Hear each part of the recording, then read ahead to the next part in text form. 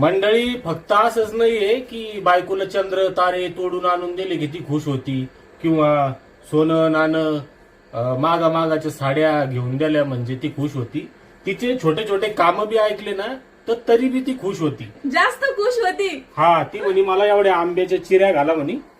तर या अशा चिऱ्या घातल्या मी. आता त्याच्यामध्ये आपण हळद टाकू. ही गेली आपली हळद. थोडी जास्तच टाकू हळद. हळद आरोग्यासाठी चांगली राहते. हे थोडस मिरची पावडर आहे, थोडंसंच टाका. थोडस टाकू. हा. आणि मीठ. हे मीठ आहे,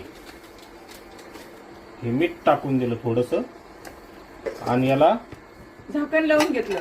हा. आणि याला काय करू, असं हलवून घेऊ. लग्नामध्ये नाही का खुळखुळे वाजी तिथे बँड पार्टी वाली, हा तसं हलवून घ्यायचं. असं असं असं करा. सोनीत पास पण करा. हा असं असं आहे.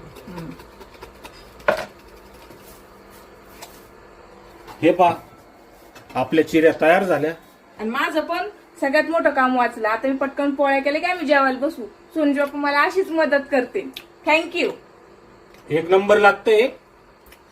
याला फक्त थोडस मुरू द्यायचं. हा, मुरल्यावर आणखी चव छान लागते. हा. तर याला पहिले लोक गाडग्यात ठेवत होते, मग ते खराब होत नव्हतं. मुरल्यावरच चांगलं लागतं ते. तर आपण काय करू, आपल्याकडे गाडगं नाही, आपण फ्रीज आहे. फ्रीज मध्ये ठेवू याला. म्हणजे 2-4 दिवस काही होत नाही. नाही होते उद्या सकाळीच संपत. हे आहे ना. हा, 2-2 चिरे सगळ्यांनी घेतले की संपून जाते. तर चला, धन्यवाद, बाय. बाय.